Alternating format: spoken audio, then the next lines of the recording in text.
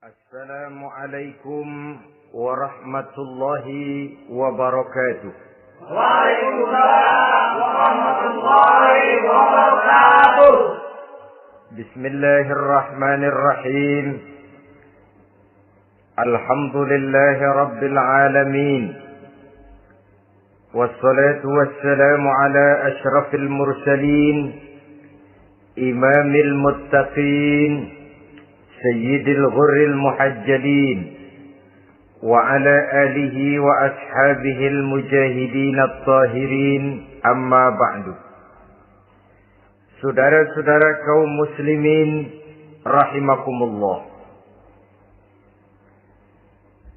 Satu hari ketika seorang ulama besar bernama Al-Imam Al-Faqih Abu Lais tengah berjalan-jalan di dekat kota Basrah, berkelumpulah sekelompok orang di dekat beliau.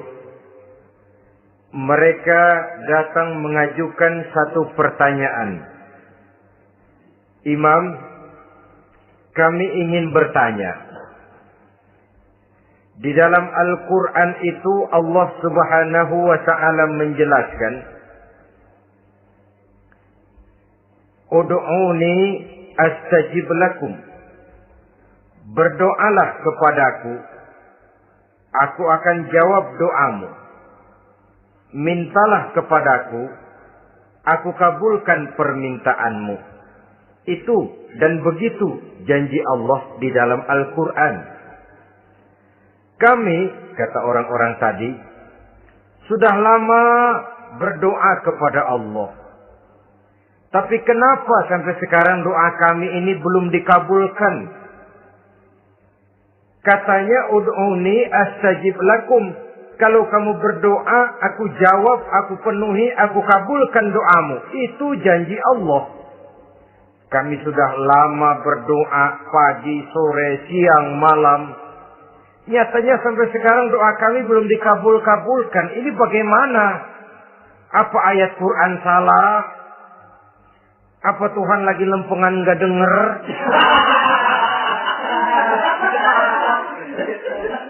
Apa doa kami yang terbalik? Kelihatannya sepele saja ini. Doa tidak didengar oleh Allah. Permohonan tidak dijawab, tidak dikabulkan oleh Allah. Tapi sebenarnya kalau kita mau merenung, kemalangan apa yang paling besar dalam kehidupan ini? Selain daripada kalau permohonan dan doa kita sudah tidak dihiraukan oleh Allah. Artinya hidup sudah tidak diopeni oleh Allah. Jangankan Allah, saudara-saudara. Kita nggak diopeni sama mertua saja bingung. Ini mertua diem aja, kalau saya salah apa salahnya, kalau ada yang dikepengenin apa kepengenannya, boyak ngomong kenapa diem begitu. Ini tidak diopeni oleh Allah. Kemalangan apa yang lebih malang selain daripada kalau doa sudah tidak didengar oleh Allah. Itu sudah kemalangan yang paling malang, lebih malang dari kota Malang saya kira.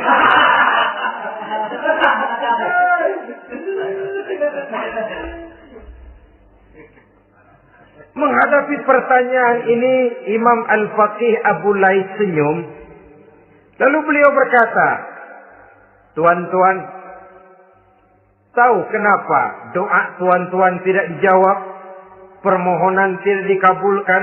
Allah sudah tidak memperdulikan tuan-tuan ini? Kami tidak tahu, Imam, maka kami bertanya. Begini, hati tuan-tuan itu mati. Dari hati yang mati, channel tidak nyambung kepada Allah. Dari channel yang putus tidak ada getaran strom. Bagaimana akan timbul gejala?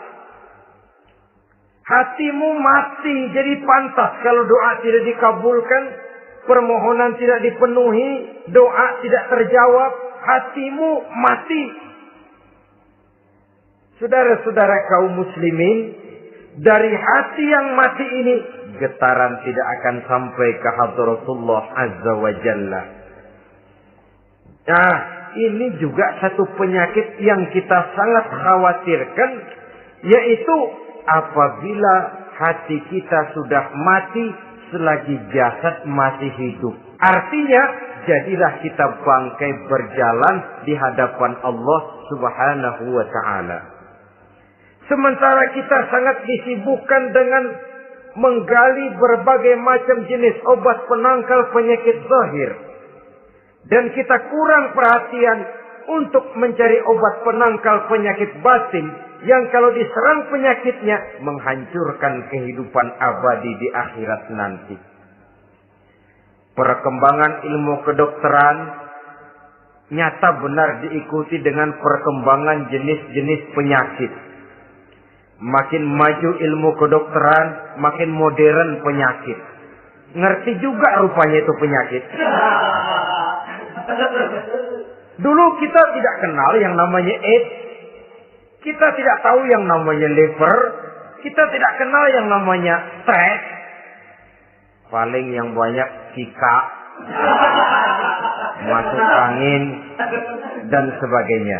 Tapi baiklah, penyakit-penyakit batin yang menyebabkan hati menjadi mati, dan dari hati yang mati, doa tidak naik, tidak didengarkan oleh Allah Subhanahu wa ta'ala.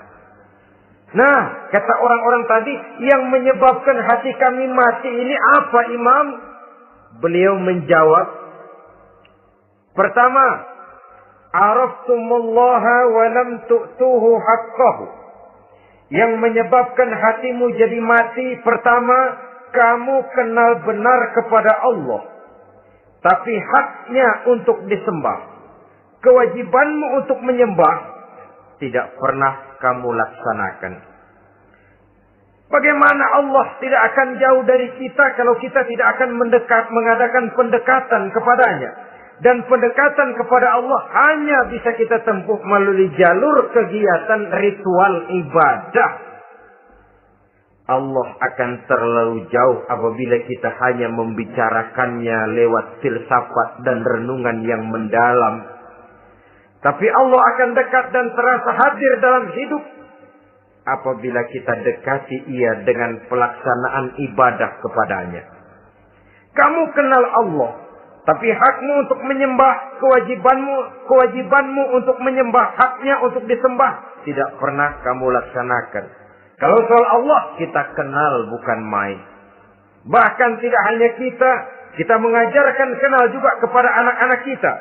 Kalau ditanya siapa pencipta matahari, bulan, dan bintang? Allah. Siapa pencipta lautan, gunung, hutan belantara, dan sungai-sungai? Allah. Siapa pencipta bumi, matahari, dan sebagainya? Allah. Sembahyang apa enggak? Bagaimana nanti?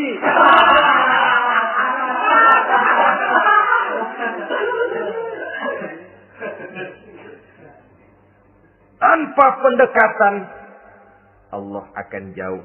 Apabila Allah jauh, maka doa tidak akan didengarkan olehnya. Oleh sebab itu, logika mengajarkan kepada kita, berpayahlah dulu, wa man ladzatu illa ba'da ta'ab, inna ma'al usri yusra. Di balik kesulitan, menunggu kemudahan. Nikmat baru akan terasa, kelezatan hidup baru akan terasa setelah kita jerih payah banting tulang peras keringat. Rasanya memang lebih nikmat sepotong singkong hasil cucuran keringat sendiri ketimbang roti dijejelin orang. Ini berarti kita ingin mohon pertolongan kepada Allah. Sementara dengan Allah sendiri kita jauh. Sama saja dalam kehidupan kita analoginya, saudara-saudara. Orang tidak kenal kepada saudara. Tahu-tahu jauh dari saudara. Tahu-tahu datang mau minjem duit. Apa kesan saudara?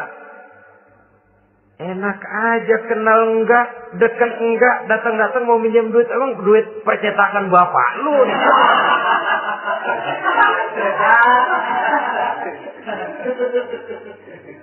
Sedangkan yang kita kenal, sedangkan yang kita bertemu tiap hari, Sedangkan yang sering datang ke tempat kita, kalau satu saat dia pinjam duit, toh kita kadang-kadang masih mikir.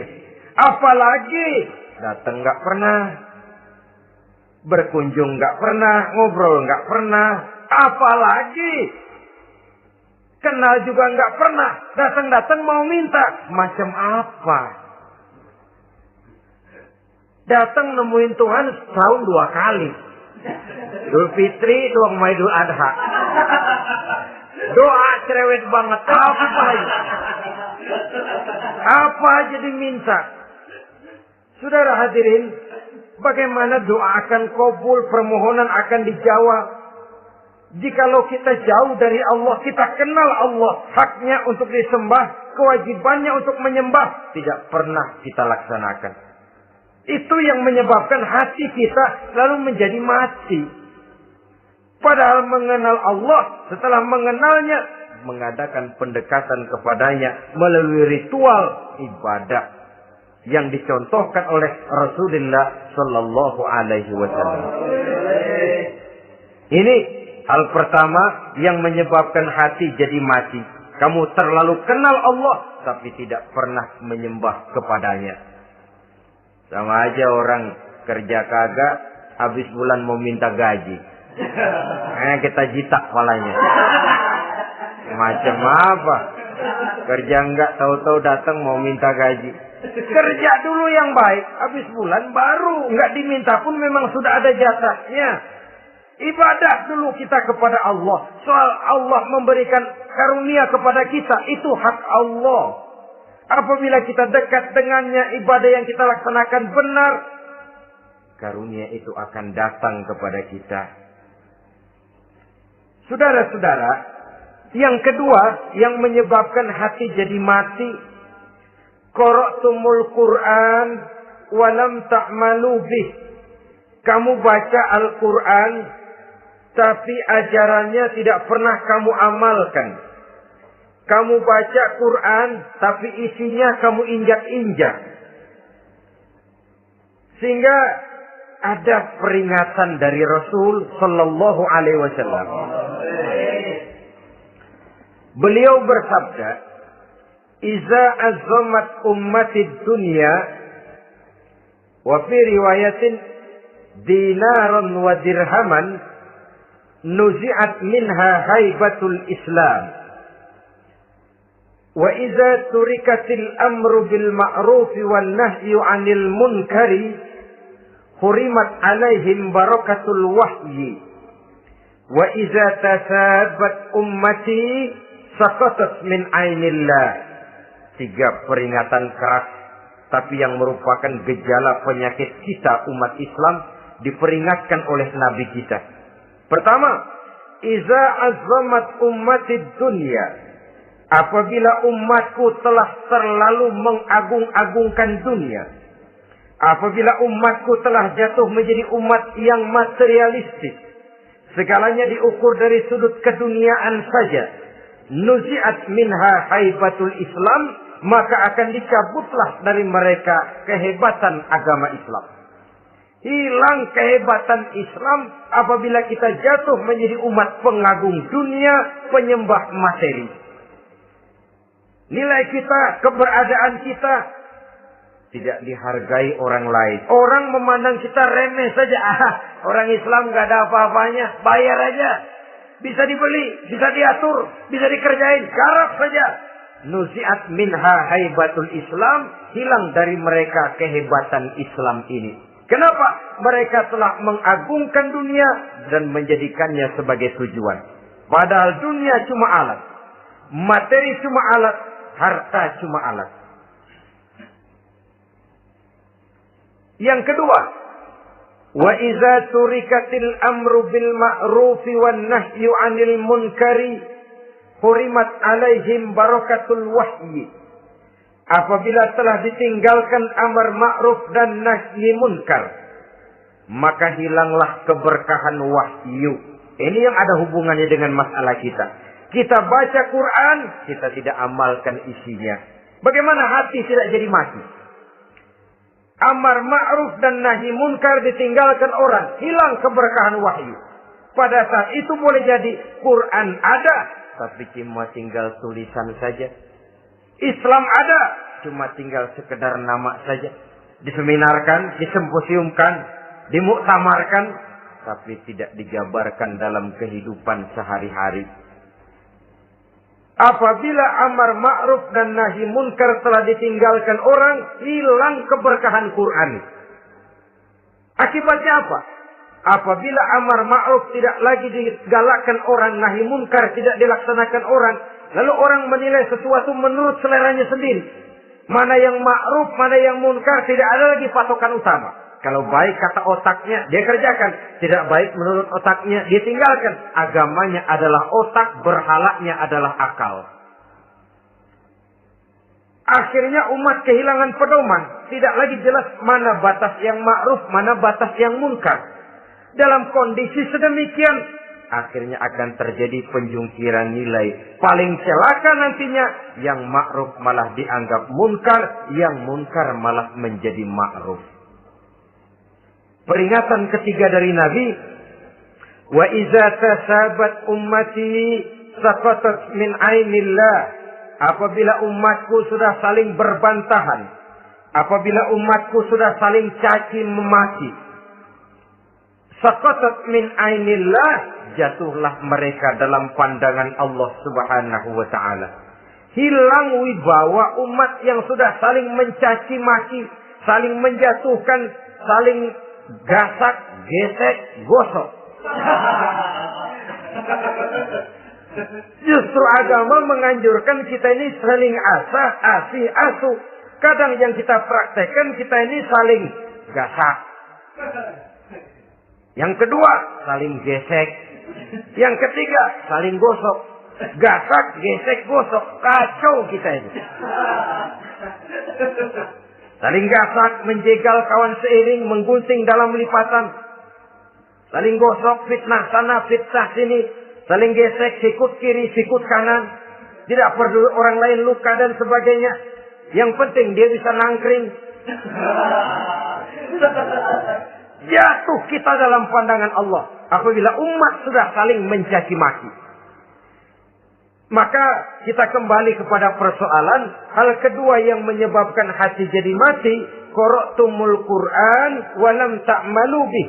Kita baca Al-Quran, tapi ajarannya nyaris tidak kita amalkan di dalam kehidupan kita. Akibatnya hati lalu jadi mati. Itu yang kedua. Yang ketiga, yang menyebabkan hati jadi mati dan doa tidak terjawab, idda'aitum annakum min ummati Muhammadin sallallahu alaihi wasallam wa lam ta'malu bi sunnatihi. Kamu mengaku, kamu memproklamirkan diri sebagai umatnya Nabi Muhammad, tapi sunnahnya tidak pernah kamu amalkan. Malahan perkembangan paling akhir, bukan saja tidak mau mengamalkan sunnah, malah mengingkari sunnah. Inna lillahi wa inna ilaihi raji'un. Oh, Nabi Muhammad itu manusia biasa, seperti kita. Sebagai manusia dia bisa salah. Dan ternyata hadis banyak yang palsu. Yang otentik cuma Quran. Selebihnya adalah sejarah. Tidak ada itu sunnah. Langsung saja kepada Quran. Oh, hadis itu bukan sumber hukum. Oh, tidak perlu mengamalkan sunnah. Saudara-saudara kaum muslimin, mengaku kita umat Nabi, tapi sunnahnya kita campakkan. Tidak kita amalkan.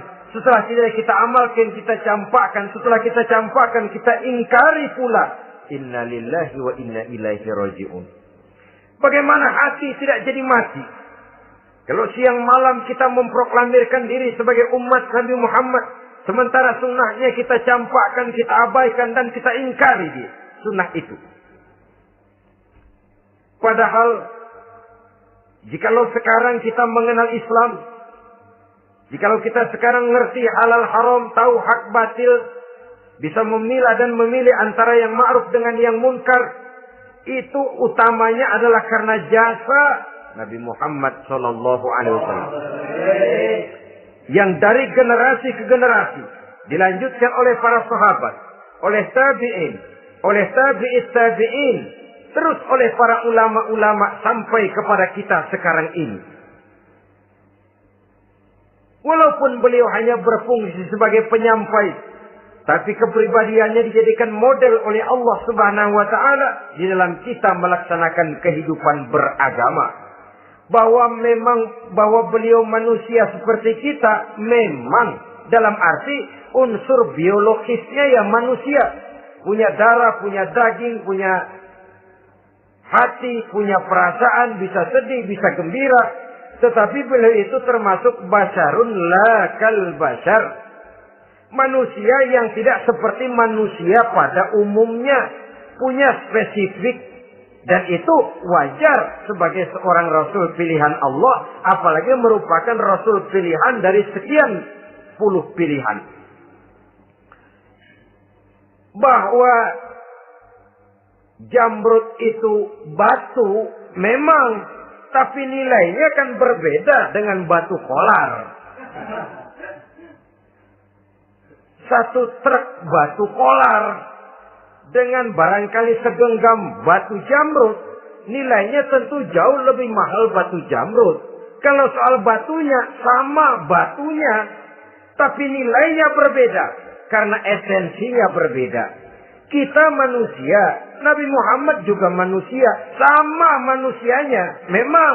Tapi kualitasnya, nilainya tentu jauh panggang daripada api. Itu sebabnya Allah menjadikan beliau sebagai model. Laqad kana lakum fi Rasulillahi uswatun hasanah. Di dalam diri Rasul itu terdapat contoh teladan yang sangat baik bagi kita. Oleh karenanya, pada pertemuan kali ini, apabila kita konsekuen mengaku umat Nabi Muhammad, marilah konsekuen juga menegakkan sunnahnya. 3. Yang keempat, yang menyebabkan hati jadi mati dan doa tidak terjawab. Akaltum ni'mata rabbikum walam tashkurulah.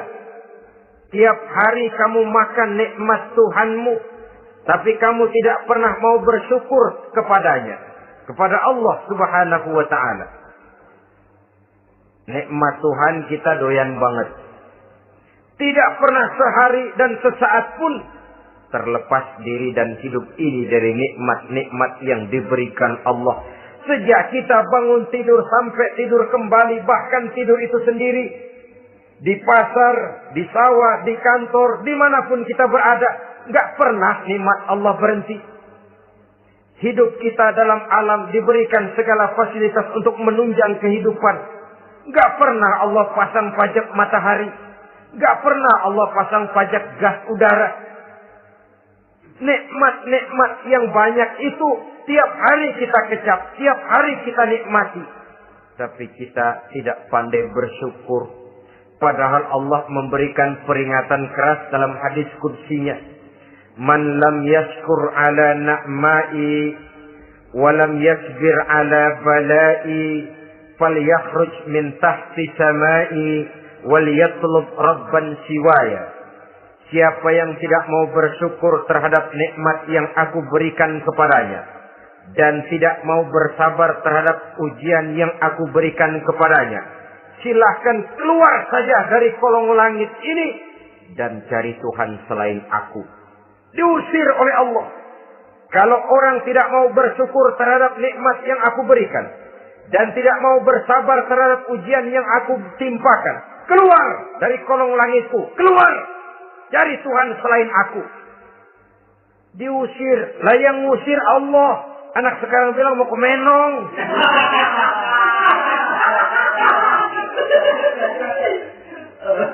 Kalau diusir kita dari Jakarta, masih bisa pindah ke Bandung. Diusir kita dari Bandung, bisa pindah ke Jogja, Solo. Diusir kita dari Indonesia, bisa pindah ke Singapura, Malaysia. Diusir dari kolong langit, mau cari langit mana lagi? Kalau kau tidak mau mensyukuri nikmatku, tidak sabar terhadap ujian yang aku berikan kepadamu, keluar saja, keluar dari kolong langitku ini, cari Tuhan selain aku. Kalau istilah kita sama Tuhan, jengkel banget udah itu.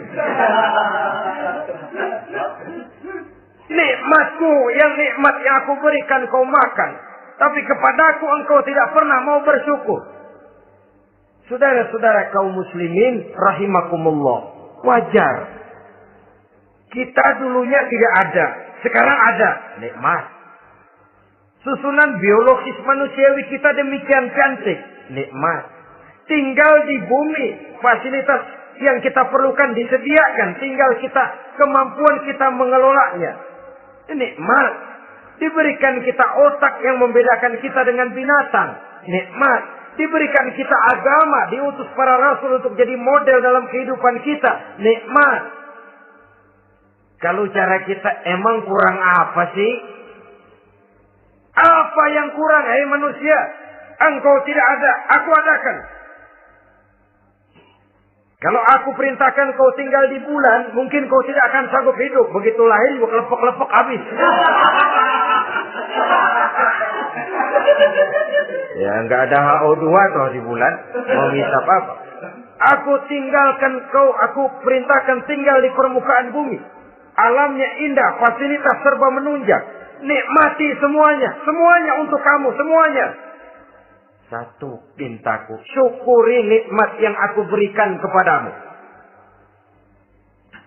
Ya bukan cuma syukur dalam ucapan, syukur dalam perbuatan. Banyak nikmat yang diterima, makin banyak dia sujud, makin banyak dia ruku, makin banyak dia mengadakan pendekatan kepada Allah. Syukur dalam artian berupa tindakan dan perbuatan. Mempergunakan nikmat sesuai dengan kehendak yang memberikan nikmat itu sendiri kepada kita. Saudara-saudara kaum muslimin rahimakumullah. Ini penyakit yang keempat. Kamu makan nikmat Tuhanmu. Tapi kamu tidak pernah pandai bersyukur kepadanya. Mensyukuri nikmat yang diberikan tadi. Bagaimana hati tidak jadi mati? Kita sibuk mempersolek jasmani. Mencari obat penangkal penyakit zahir. Maka yang ramai di zaman sekarang, saudara lihat. Salon, fitness, senam, macam-macam jenis. Tidak ada salahnya dan tidak ada jeleknya. Tapi kalau itu sampai melupakan kita kepada memperindah batin. Memperbaiki jiwa.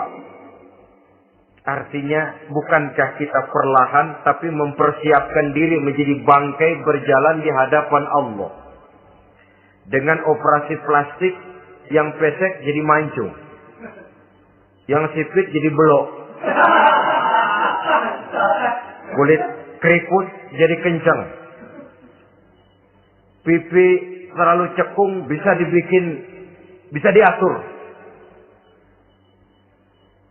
Saudara-saudara, tapi kalau hati yang rusak, jiwa yang rusak, kemana lagi kita akan berobat kalau bukan kepada agama?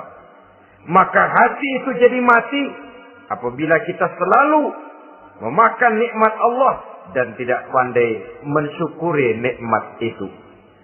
Dari hati yang mati tidak akan ada getarannya. Oleh sebab itu doa tidak terjawab.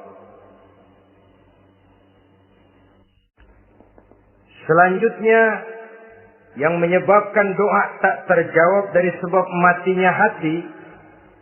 Qultum annal mauta haqqun wa lam tasta'iddu lahu. Kamu berkata, kamu yakin bahwa mati adalah sesuatu yang benar, tapi kamu tidak pernah punya persiapan untuk mati. Padahal menurut logika, orang yang akan bepergian jauh, tentu dia harus mempunyai bekal yang cukup. Semakin jauh jarak perjalanan yang akan ditempuhnya, semakin banyak perbekalan yang harus dibawanya. Dahulu, seketika beberapa jamaah dari Yaman akan melaksanakan ibadah haji dengan nekat, mereka berprinsip, pokoknya kan berangkat haji jadi tamunya Allah. Nanti Allah yang akan ngelayanin. Mereka nekat, modal badan doang berangkat. Diadukan kepada baginda Rasul, lalu turun peringatan dari Allah. Wa tazawwadu fa inna khairaz zadi taqwa. Jangan begitu. Bawa bekal. Sesungguhnya bekal yang paling baik adalah takwa.